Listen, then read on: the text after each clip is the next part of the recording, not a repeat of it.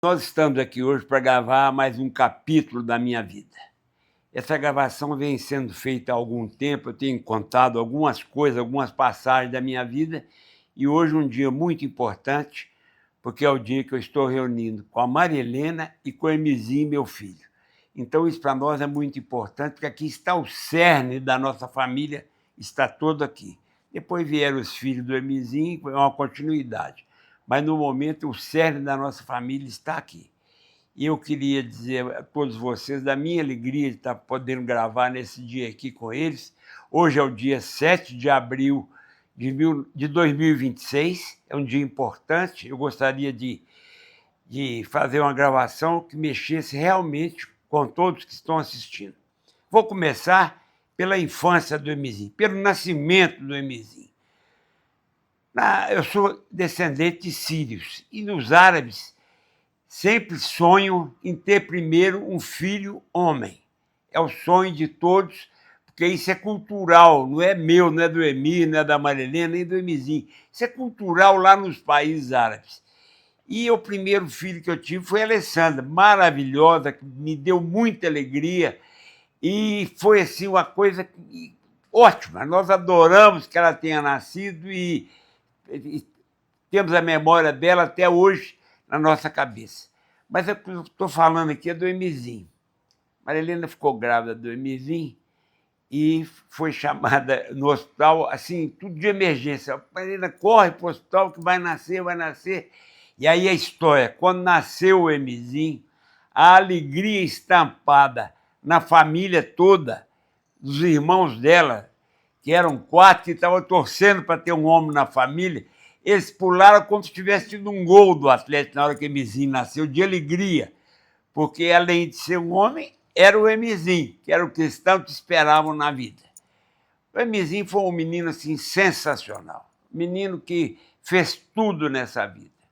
Ele é o meu orgulho até hoje, a pessoa que, a cada passo que ele dá, eu me orgulho mais dele, mais eu tenho orgulho dele, e é da infância dele, e a Maria Helena vai contar alguma coisa que ela gostaria de falar. A infância do Emirzinho foi uma infância maravilhosa.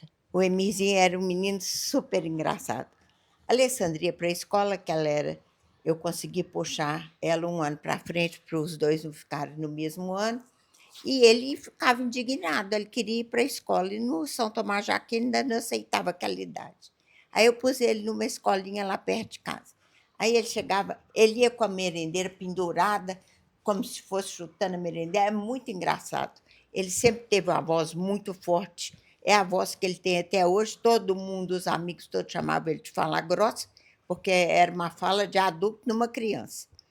E ele, o que você fez hoje, Mizinho? Rodei pneu, passei dentro da manilha, mas ele chegava numa felicidade total. Então, ele era muito engraçado, foi um filho muito dedicado ao pai e à mãe, muito agarrado com a gente. Ele começou a vida dele muito cedo, de esportes, muito cedo. A Mizinho só me deu alegria. Ele foi ser nadador do Minas. E ele acordava de madrugada para ir para o Minas e fazia lá as natações dele. Chegava assim, eu filho, você nadou muito hoje? Não, pai, treinei 3.000 metros. Eu olhava assim, só dele falar os 3.000 metros eu já cansava. E era o que ele treinava todo dia. Depois tinha um ritual. Ele passava no escritório, o motorista parava na porta, ele entrava de calção no escritório, vindo do Minas, ia tomar café e comer biscoito. Então era um ritual maravilhoso na minha vida, era a infância do Emizinho. Sensacional. E logo, logo ele começou a ir aos jogos comigo, ser atleticano. Nós já íamos para o jogo, eu, Maria Helena e ele e a Alessandra, e assistíamos todos os jogos do Atlético, né, Maria Helena? Então foi assim uma infância maravilhosa. Na hora do gol. Mas na hora do gol era um problema, eu até já contei isso. Ele assustava, porque ele era muito novinho, a torcida do Atlético gritava muito, ele assustava e começava a chorar, então eu tinha que ir embora com ele. Aí eu comecei a torcer para o Atlético fazer os gols mais no final do jogo, porque eu assistia mais o jogo, na hora que ele chorava eu já tinha visto o gol. Emizinho, você lembra de quê da sua infância? Minha infância, estou com o microfone aqui, pai. Bom, minha infância foi uma maravilha. Minha infância tem história que papai e mamãe não comentaram muito, mas minha infância se passou dentro da fazenda. Eu tinha, né? Quando a gente é menino, a gente não manda em nada na nossa vida, a gente segue a vida dos nossos pais. E eu tive a felicidade do papai ter a fazenda, e toda sexta-feira, desde quando a gente era lá do São Tomás de Aquino, minha aula acabava às 5 horas, eles estavam na porta toda sexta, saía do São Tomás, ia já jantar na fazenda, aí me obrigava a fazer o dever de casa na sexta-noite, para poder ficar sábado, domingo livre. E montei a cavalo demais quando jovem, muito jovem. Já caí do cavalo, quebrei o braço todo. Gostava de pescar.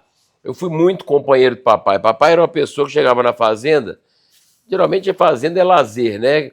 Papai não, era trabalho. Ele chegava, descia, montava, rodava a fazenda, olhar cerca, olhar pasto, olhar cavalo. Aí agora vai fazer casco, agora vai vacinar boi. Ele sempre gostou muito disso. E eu fui muito companheiro dele a vida inteira nisso. E eu, assim, eu falo que eu não posso falar um minuto do tanto que eu passei de tempo com meu pai da minha vida. Fui muito grudado. A mamãe companheiraça, né, mãe? Sempre lá. E fazia o almoço. Aí tinha um sino, era uma história legal, não sei se ele já contou. Que na fazenda tem um sino. Até hoje está lá na casa da mamãe o sino. E a gente estava longe da fazenda, podia estar lá no curral lá embaixo, podia estar longe lá no galpão, ou andando na fazenda. O combinado era, quando o almoço estiver pronto, toca o sino que a gente volta de onde for. Então minha mãe, 5 minutos antes do almoço estar pronto, tocava o sino, aí a gente estava lá no morro, falava, vou voltar que o almoço vai sair. E voltava para almoçar. E minha infância, fora isso, papai sempre foi uma pessoa muito ativa. Hoje fico imaginando como que ele era tão ativo. Ele gostava de cavalo, gostava de esquiar. Comprou uma lancha, pôs na Lagoa da Pampulha. Eu, aos 8 anos de idade, aprendi a esquiar na Lagoa da Pampulha. A casa deles é na beira da lagoa. E meu pai comprou, a gente ia pro iate, saía lá de Baiano, que era o cara que tomava conta lá, saía para andar de lancha. E eu, com 8 anos, aprendi a esquiar ali na Baiazinha do Pique. Até hoje nunca esqueço. Comecei a esquiar ali, tudo incentivado pelo meu pai, né? E eles também tinham um combinado, que antigamente não tinha telefone, não tinha nada. E da casa da lagoa dava para ver a casa do papai. Então, quando ia sair a hora do almoço, queria esquiar até o último minuto. A mamãe pendurava uma toalha lá no parapeito. Quando pendurava uma toalha, que o almoço ia sair, a gente tinha meia hora para voltar, amarrar, deixar a lancha, pegar o carro e chegar em casa para almoçar. Então, assim, a minha infância teve esporte, como o papai falou, nadei no Minas, muito tempo, fui da equipe do Minas, eu era bom em costas, 50 metros costas, eu ganhei um mineiro quando eu tinha 14 anos, 15, era bom de 50 livre, e não aguentava as provas longas, eu morria, o negócio meu era sempre tiro curto. E estudava depois, fui estudar no Santo Antônio, então eu falo assim, eu hoje sou uma pessoa que conheço gente demais. Né? Todo mundo comenta o tanto de gente, o tamanho do meu network, né, em BH, gigante, tanto ele é gigante, e ele é muito culpa ou por mérito do meu pai e da minha mãe. Eu não sei como que eles faziam isso comigo, mas eu nadava no Minas, fazia inglês, uma época no Maiba, depois uma época aqui na cidade também, e estudava no Santo Antônio. Então a minha vida sempre foi aqui na cidade, morando na Pampulha. Eles nunca fizeram, só fui estudar na Pampulha 6 meses lá no final, lá no segundo científico, antes de fazer vestibular. Mas então, minha vida era muito ativa, assim, né? Eu acordava, era Minas, voltava, fazia inglês, eu acho, passava lá no escritório, voltava para casa, almoçava, vinha para a escola, da escola ia para o inglês, do inglês chegava em casa quase 8 da noite para continuar essa rotina novamente. Então minha infância foi muito boa. Papai sempre proporcionou muita coisa boa para a gente, muita viagem, né, pai? Vocês viajavam demais com a gente, ia para o Nordeste, aí alugava o carro no Nordeste. Papai nunca teve preguiça, não é ir numa cidade, não. Vamos para o Nordeste, 6 cidades. Pegava lá, ia Aracaju, Maceió, eu não sei o quê, Salvador. As viagens nunca preguiça não tinha. E era uma delícia, ia para a praia todo dia. Então a gente teve assim, eu falo, eu tive uma infância muito próxima dos meus pais, sempre viajei com amigos, eles vindo viajar com a gente, nunca eu indo viajar. Então a minha infância, a minha relação com o papai e com a mamãe, sempre foi uma relação muito próxima, né, pai? Muito. E também com muito ensinamento e papai me ensinou demais as características que eu acho mais importantes, ensinamentos de honestidade, de cumprir com palavra, de pontualidade. Acho que são os ensinamentos da vida que ele me passou, que eu sou muito rígido com meus filhos também nisso, e cobro muito, eu sou um pai que cobra muito, porque eles me ensinaram muito isso. E eu acho que a base a importância da infância é a base que faz o que você vai ser no futuro. Então, assim, na parte passando, né, encerrando aqui a minha infância com eles, a gente ia para Escarpas, depois eu aprendi a andar de slalom com o papai. Papai, raramente alguém andava de slalom aqui em Minas Gerais, papai andava de slalom. Depois, já com 18 anos, eu fui aprender a solar com meus amigos, virei sócio do Serra. Então, eu sempre tive uma relação muito boa com o esporte desse aquático, né? Nadava e sempre tive muitos amigos, porque isso que eles me proporcionaram, de estudar no Colégio Santo Antônio, morar na Pampulha, que a Pampulha tinha uma turma da Pampulha, chegava da aula e andar de bicicleta todo mundo. Então eu criei muitas conexões de amizade, muitos amigos verdadeiros, e que são os que ficam para a vida inteira. Então é isso. Um pouquinho passando a palavra aí para a mamãe aí. Agora eu quero contar um caso do Emirzinho.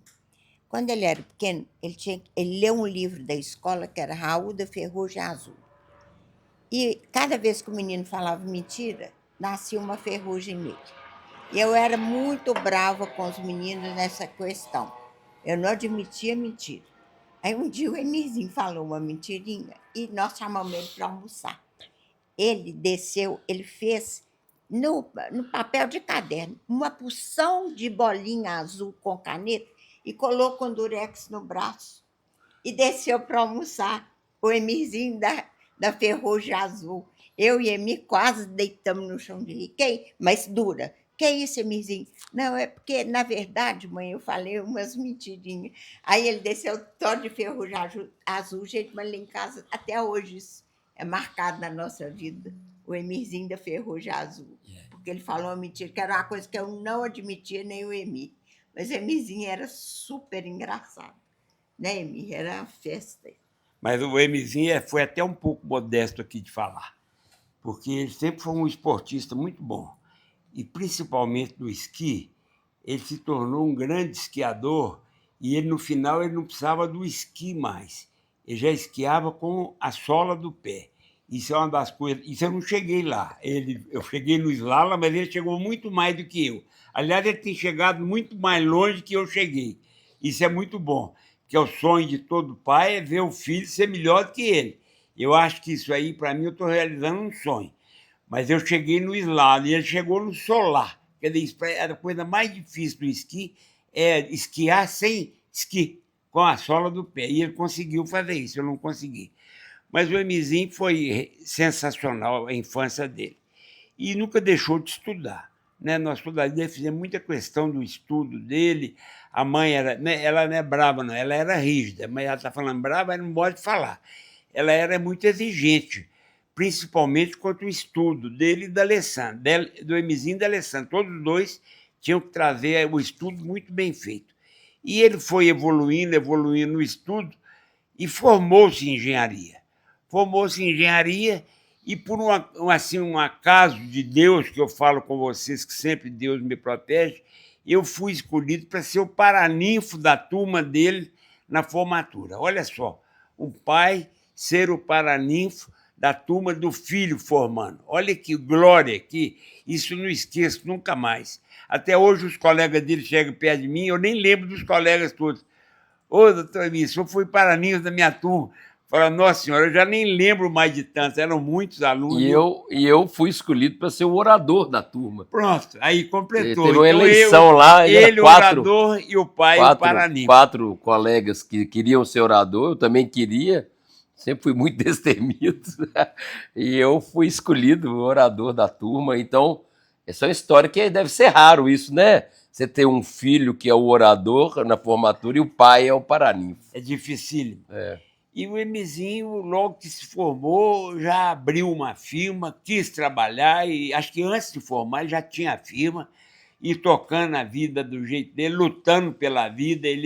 Eu até poderia ter dado alguma coisa para ele, mas ele não queria, ele queria vencer pelas próprias pernas, como ele está vencendo hoje, de uma forma maravilhosa, tudo pela cabeça, pela capacidade que ele tem.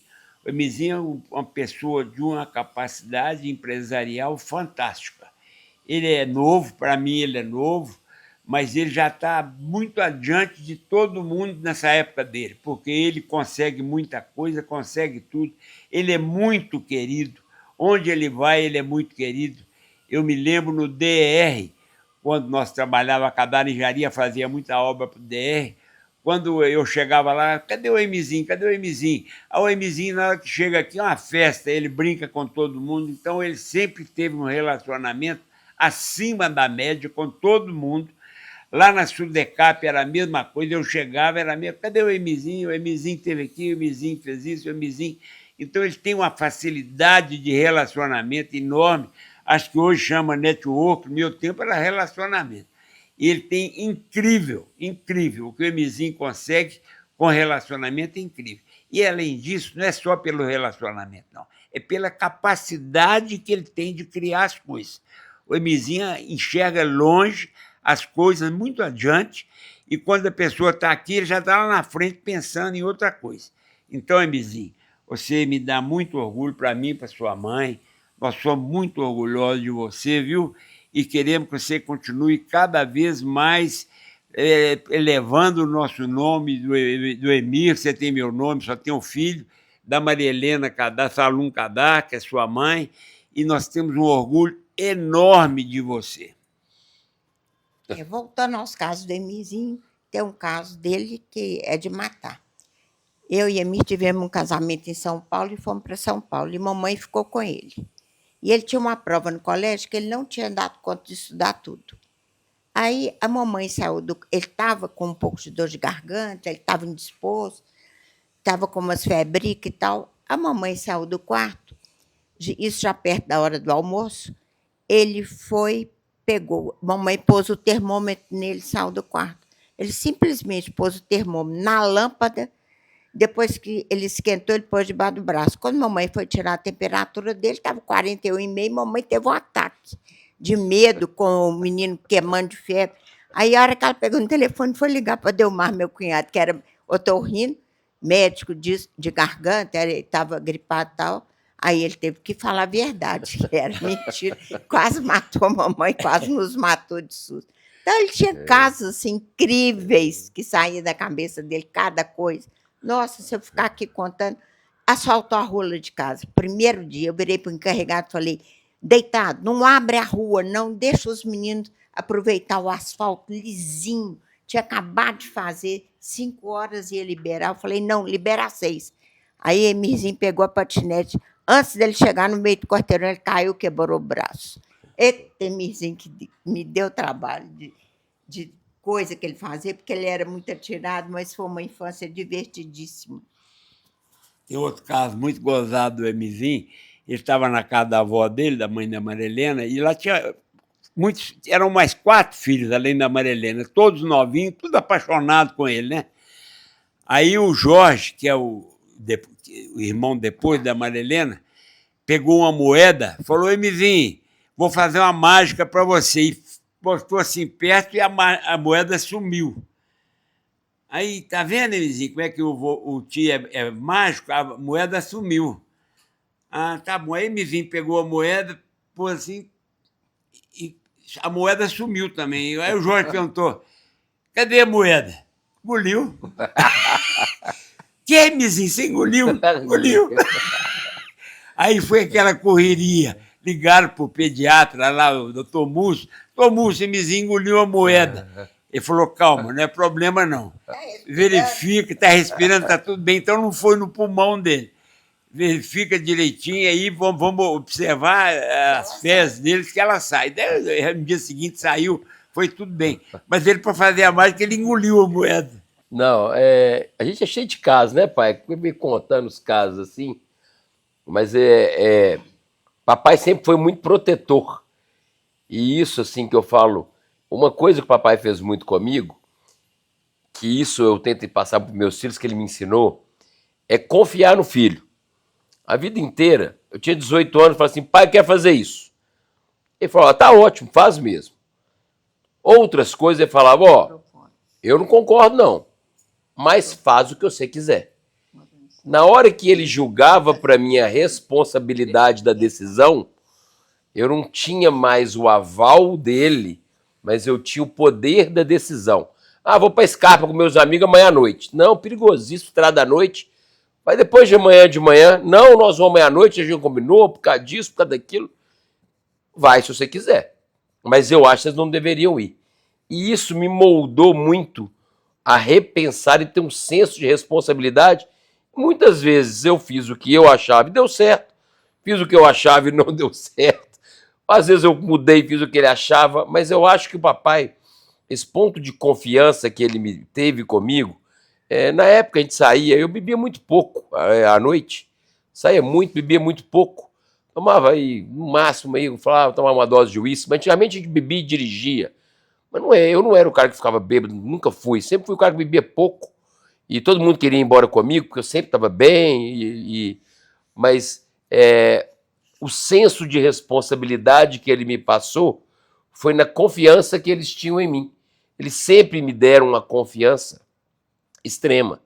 E me fez, né, que eu falo, amadurecer na decisão que eu ia tomar mesmo jovem. Em vez de eu ter o aval do pai batendo nas costas, fazer o que você quiser.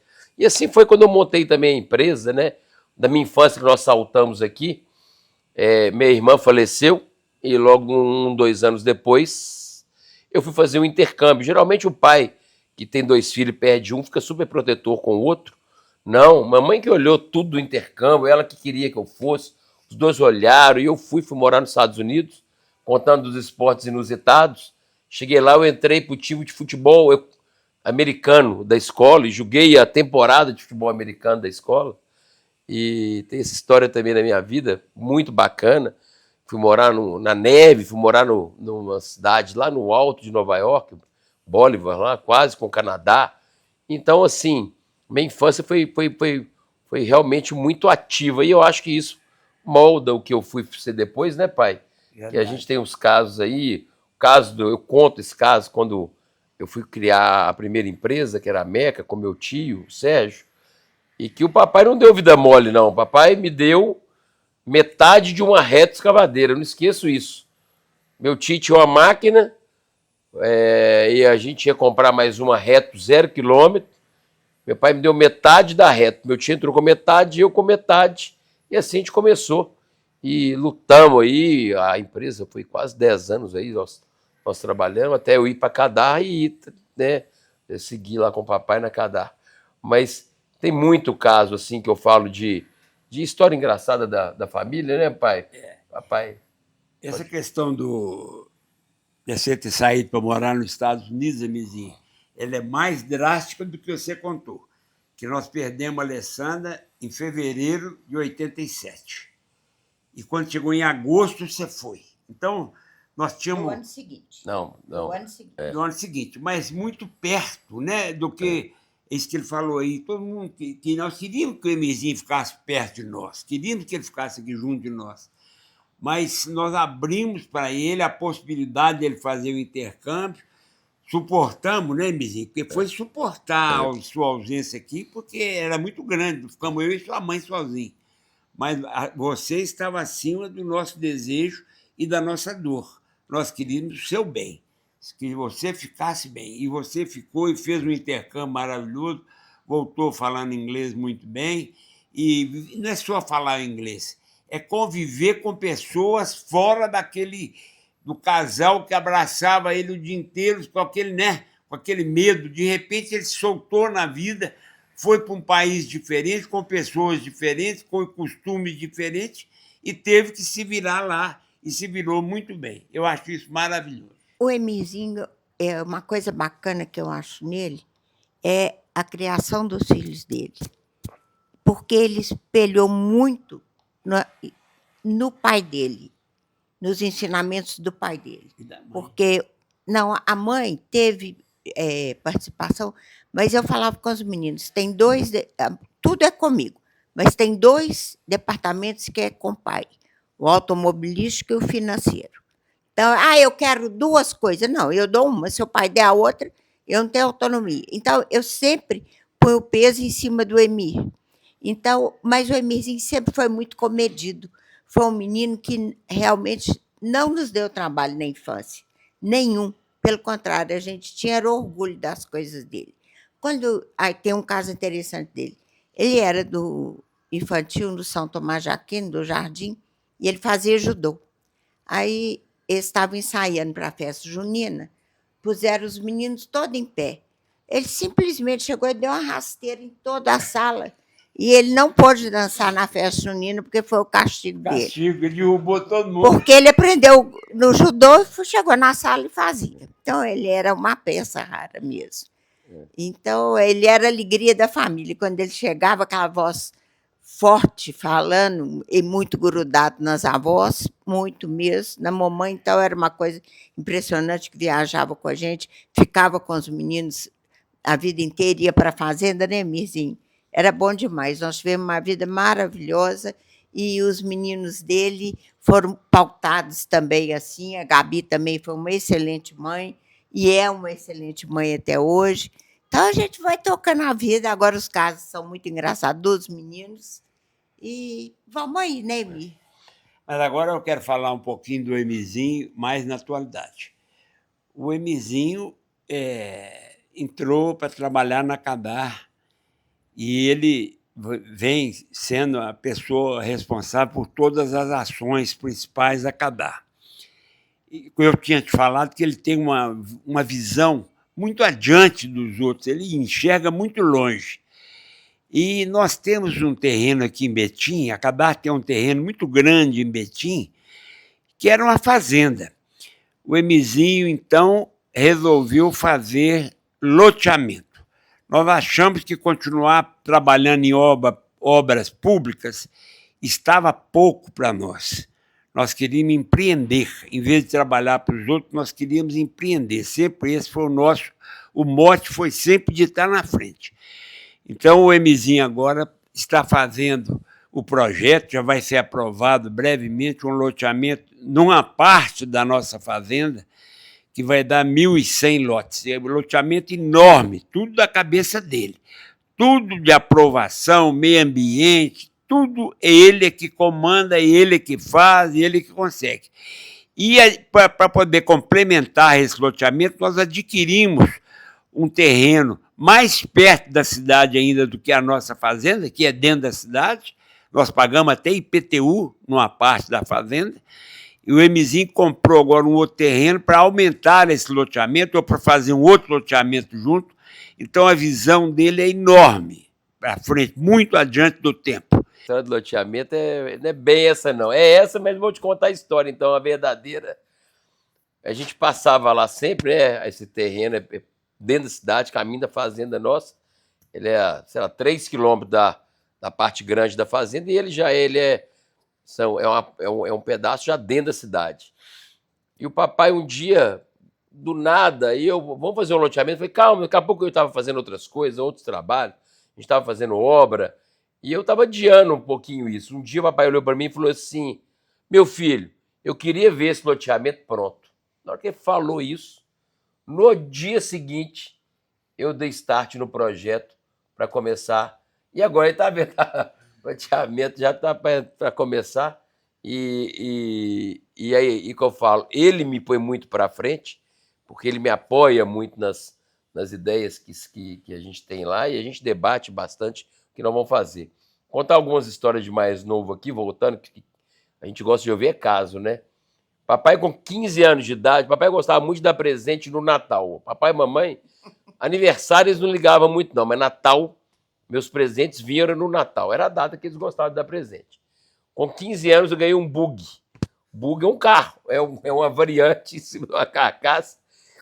Meu presente de Natal de 15 anos foi um bug e tinha uma regra, só pode andar pela Pampulha. Como se fosse seguro, só podia andar. Mas era normal na nossa idade, todo mundo da Pampulha dirigia, os carros dos pais. Então, com 15 anos, eu ganhei um bug. Com 16 anos, ele me deu uma Vespa. Eu odeio Vespa, eu não gosto de Vespa, eu não gosto de moto. Mas ele estava fazendo o sonho dele, que ele era a Vespa de jovem.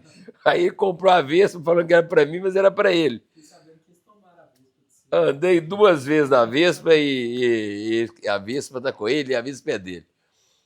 E depois, com 17 anos, a mamãe tinha um Opala, carro que andava com a mamãe, motorista e a mamãe.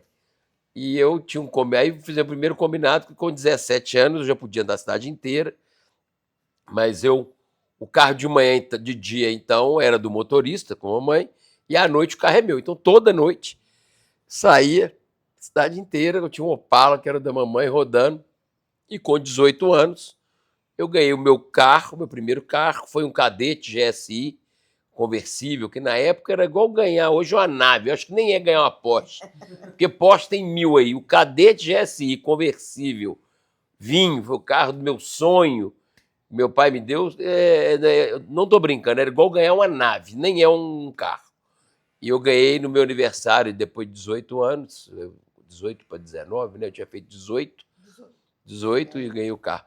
E então, contando a história dos meus carros da minha vida aí, desde 15 anos dirigia, mas sempre com muita responsabilidade, cumprindo os combinados que eu tinha com eles. Sempre teve combinado, sempre foi muito... Eu acho que quem dirigia mais cedo é mais responsável, porque já era normal dirigir, não tinha uma novidade, né? Então, eu ia antes de formar, antes de ir para a faculdade, eu ia para o colégio, para o Pitágoras. Eu fiz 1 ano e meio de Pitágoras antes de fazer vestibular. Eu ia de carro, com 17 anos, normal, chegava dirigindo, parava na porta e ia embora todo dia da aula. Então a gente tem assim, né, que eu falo, outros tempos, né? Os tempos mudam. E papai sempre, né, mamãe, confiaram e deixaram eu dirigir, né, mãe? Sim, porque sabe o que é? É isso que eu te falo, é confiança, é a base do berço. Eu falo que as pessoas têm que ter a base do berço. A escola não ensina. A escola só corrige alguns defeitos, mas quem ensina é pai e mãe. A lição vem do berço de casa. E se não aprendeu até com 6 anos de idade, pode esquecer, porque não aprende mais. Porque o aprendizado da criança, para mim, é até 6, no máximo até 7 anos. Depois, ela tem que tocar a vida dela, no mundinho dela, com a responsabilidade dela. O Emir é um menino que eu fico muito feliz. A maior paixão dele e do Emir, eu acho que até o Emir de criança também, é Santa Rita de Cássia. Então, nós fizemos a capela na fazenda, voltada para o Emirzinho. Quem escolheu como seria consagrada foi o Emirzinho, a capela de Santa Rita, que nós todos, Emir deve muita coisa a ela na vida, o Emirzinho milhões de coisas a ela na vida e eu milhões de coisas também. Nós fomos criadas nisso e quando nós fizemos boda de ouro, o que eu consegui imaginar para dar para o Emir foi uma medalha grande de Santa Rita que está no peito dele com a data. Isso foi presente de bodas de ouro, que ela foi da infância dele e até as nossas bodas de ouro. Santa Rita nos acompanha. Agora nós vamos fazer, semana que vem, 55 anos de casado, já é uma estrada. Com o Emirzinho aí feliz, com os meninos, né, Emirzinho? Alegria para todo mundo. Minha infância também tem umas histórias boas que eu passei, né? Passava algumas tardes em casa estudando e lá em casa nunca teve gente, né? O pessoal lá de casa que trabalha lá na casa do papai e da mamãe são igual o filho deles. Ninguém lá tem menos de 20, 30 anos de casa. E desde que eu me lembro por gente, lá tinha o Vicente. Vicente veio da obra, ele trabalhava na Cadar, trabalhava na obra, o papai conta a história até, que ele era ele é muito franzinozinho e ele não dava conta de ficar lá puxando a enxada. Chegou na obra lá, ele estava servindo café. O papai falou: o que é esse menino aí? Não, ele está aqui ajudando a servir café aqui para o engenheiro, não sei o quê, porque o sol é quente demais, ele não está dando conta. Falei: de jeito nenhum, vem menino servir café. Ele vai para minha casa então, que lá que eu preciso de gente para trabalhar para mim. E o Vicente foi para casa do papai. E o Vicente está lá até hoje, deve ter, eu tenho 51, deve ter que 45 anos que o Vicente está na casa do meu pai. É um anjo que desceu do céu e foi para lá. E a gente era muito amigo. Parava à noite, eu ficava contando casos, eu e o Vicente ia contando casos para mim. E eu brincava muito de fazer. Eu sempre fui muito brincalhão e fazia muito bullying. A vida inteira, hoje eu ia ser preso, tanto de bullying que eu fazia. Mas o Vicente adorava um boné. Então eu ficava conversando com o Vicente na porta de casa. Um dia estou vendo o caminhão de gás descer. Eu estou olhando o caminhão de gás descer, eu falei: vou pegar o boné do Vicente e vou jogar no caminhão de gás. Aí estou descendo. No caminhão de gás passou pertinho, eu tirei o boné dele, joguei no caminhão de gás, que o boné dele foi embora. Caminhão de gás. Aí um dia, tinha uma árvore lá perto da piscina, eu virei, falei: joguei alguma coisa ali em cima. Vicente, pega para mim, não sei o que, ficou agarrado na árvore. Aí o Vicente foi lá, pôs a escada, subiu, foi tirar o negócio da árvore para mim. Eu tirei a escada, peguei a mangueira do jardim, dei um banho nele. Ele preso em cima da árvore, dando banho nele. Então o Vicente é igual o irmão que eu tive a vida inteira, amigo e brincalhão, e uma pessoa boa demais. E outra pessoa que não pode deixar de falar, que faz parte da minha vida, é a Laura. A Laura, ela tem minha idade. Ela entrou lá em casa com 17 ou 18, eu tinha 17 ou 18. E ela é igual uma irmã. Foi criada junto comigo a vida inteira. Meus filhos são filhos dela. Nossa Senhora, mexer com meus filhos perto dela. E a vida inteira ela viajou comigo.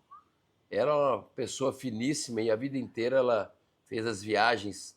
Eu ia, né, com meus filhos e precisava de alguém, e ela viajava e curtia. Punha ela na montanha-russa, e punha ela, e andava para cá, andava para lá. E ela é uma pessoa que não tem hora, não tem dia. Se eu ligar para ela agora e falar: Laura, eu preciso que você vá lá em casa, ela não vai perguntar para quê e por que não. Ela vai lá em casa e lá ela pergunta: o que você precisa de mim? É uma pessoa prestativa, uma pessoa, né, igual a Laura. Ela é... Hoje, depois que eu casei, me dei de casa... Ela é a filha do papai e da mamãe, anda colado, os três são um time. Então eu não poderia contar da minha infância sem falar do Vicente e sem falar da Laura. Então, a Áurea, né? A Áurea que me criou, a Áurea foi lá, aí eu era pequenininho, quem me criou até os 15, sei lá, os 12 anos de idade, foi a Áurea, que foi a minha babá, que também era a paixão da minha vida. Mamãe ficava com ciúme, que eu queria ir na Áurea e não queria ir nela. Eu chorava, eu não chamava. Não era mamãe, era a Áurea de si, para lá ver a Áurea. E foi também as pessoas que mais participaram da minha vida. Tiveram outras pessoas, mas como a Áurea, o Vicente e a Laura, ninguém participou tanto da minha vida, da minha criação. E participam até hoje. Eu vou em Betim, encontro com a Áurea, e o Vicente e a Laura estão lá em casa até hoje. Outra história legal contar também da história minha com a casa do papai e da mamãe é que eu, né, com esse negócio de gostar de ser muito sociável, eu arrumei uma pelada. Tinha um campo de futebol do lado da casa do papai e da mamãe, era um lote que o papai alugou. E até hoje eu não sei, dono de consultora não fez a terraplanagem do lote, então o lote era inclinado. Você jogava subindo ou descendo. Até hoje eu penso: por que o papai não foi lá, mandou uma máquina terraplanar um lote para ele, não custava nada. Mas a vida inteira a gente jogou a pelada lá no lote inclinado, você jogava subindo ou descendo. E eu comecei fazendo essa pelada com meus amigos da Pampulha, aí começou a aumentar, os amigos da Pampulha chamavam os amigos da cidade também, e a pelada era toda segunda-feira, começava às 7 horas da manhã e acabava às 7 horas da noite e acabava meia-noite. Comida era pimentinha, comprava saco de 10 quilos de pimentinha, a comida era pimentinha, Coca-Cola e água, era isso que a gente queria na nossa comida, e jogava futebol lá, as peladas, depois eu dei para a faculdade, trouxe a turma da faculdade para jogar pelada lá em casa. Aí vi meus amigos na época nem era do Belvedere, do Mangabeiras, e não sei o que, e no final tinha uma legião de gente que jogava bola lá em casa, que um amigo, um primo levava, o outro levava, até que um dia, quando tinha aquele Orkut, criaram uma comunidade que chamava Já Joguei Bola na Casa do Emirzinho. E eu não sabia. Aí um belo dia um cara chegou para mim e falou: você já entrou no Orkut? Seu? Eu falei: não, eu não tenho Orkut, não. Eu falei: não, tem uma comunidade, Já Joguei Bola na Casa do Emirzinho, onde as pessoas que tinham jogado bola lá se encontravam. Então é que eu falo, a minha infância lá em casa, né? Papai e mamãe casaram, e já contou essa história, que eles sempre moraram na casa. Depois teve esse lote, então a gente teve muito lazer junto, sempre muito perto da família. Eu sempre gostei das coisas acontecerem perto da nossa casa, perto da gente. Então esse caso aí do futebol é um caso também que ficou bem marcado na minha vida, ter essa pelada lá em casa. Muito bem, Mizinho. E essa pelada terminava meia-noite. 10h30, eu e Marilene ia dormir e via aquela gritaria lá no campo. Eu sei o que é tal. Quando silenciava, a Marilene falava assim: ó, acabou o jogo. Aí que ele subia para tomar banho. Mas era muito legal. Muito legal. E tem uma história ótima que uma vez, um amigo nosso, Max Lomês, fortão, grandão, meu vizinho da rua lá, o campo era do lado da casa, e ele o zagueirão foi cortar uma bola, chutou, e ela entrou, quebrou o vidro da cozinha, estilhaçou o vidro, caiu dentro da cozinha a bola.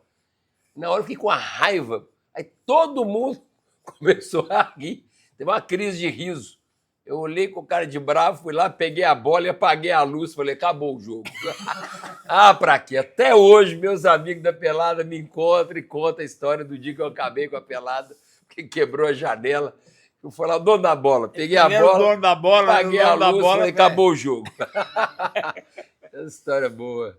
Mas é isso. Eu acho que a gente pincelou mais ou menos o que foi a vida nossa com o Emizinho. E eu quero dizer que eu estou vivendo uma fase áurea da minha vida junto com ele e com Maria Helena. Porque eu vejo a evolução dele é tão grande que a coisa que o pai mais tem satisfação é ver o filho crescer, mais do que ele crescer. E eu estou tendo graças a Deus, essa possibilidade. Então eu quero agradecer a Deus por ter me dado um filho tão bom quanto o Emizinho, e que seja um pai tão bom para os filhos dele, porque ele é um pai excepcional. Eu costumo brincar com ele: Mizinho, você é o melhor pai para os seus filhos que eu fui para você.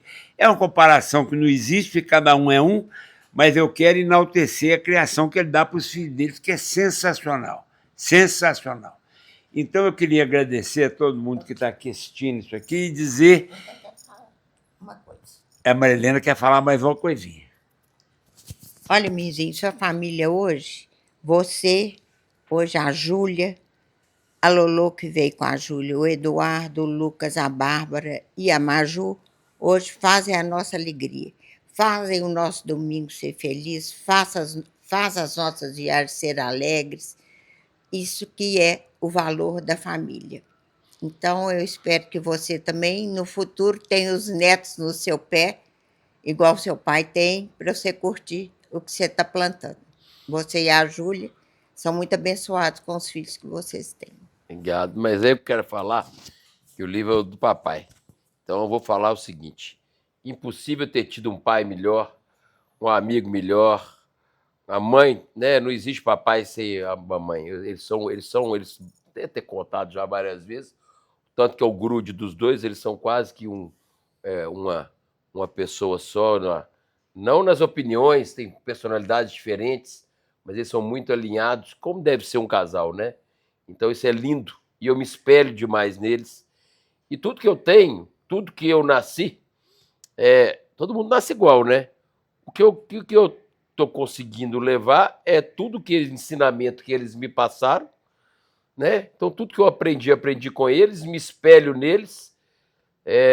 O que eu tenho hoje, pai, as portas que eu abro porque eu tenho o nome do Senhor por trás de mim. O Senhor construiu uma história, eu posso estar conseguindo seguir a sua história. mas eu não vim do nada e do zero. Tem gente que gosta muito de desvalorizar, falar, fiz tudo sozinho. Não, não fiz. Eu fiz com história, eu segui o caminho do meu pai, fiz engenharia por admirá-lo, com certeza.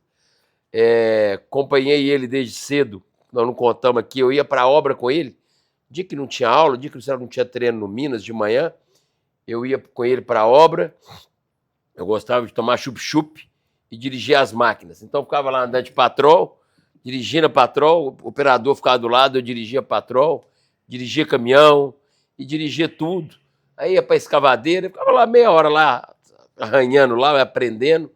Eu sempre fui muito curioso, sempre fui muito... tentava fazer tudo que eu não sei. Então eu acho que o grande coisa da minha vida é ter me espelhado neles. Eu espelhei neles, na criação deles, e assim eu sigo minha vida. Então eu espero realmente, todo filho espera dar orgulho para os pais, né? Nenhum filho quer que o pai tenha vergonha dele ou decepcione. Ninguém é obrigado a ter sucesso, a ter isso. Então o meu sucesso na minha vida, qual que é o meu maior sucesso? É ser feliz, que eu acho que essa é a busca da vida, é ser feliz, com o que for. E hoje nós somos felizes, né, pai e mãe?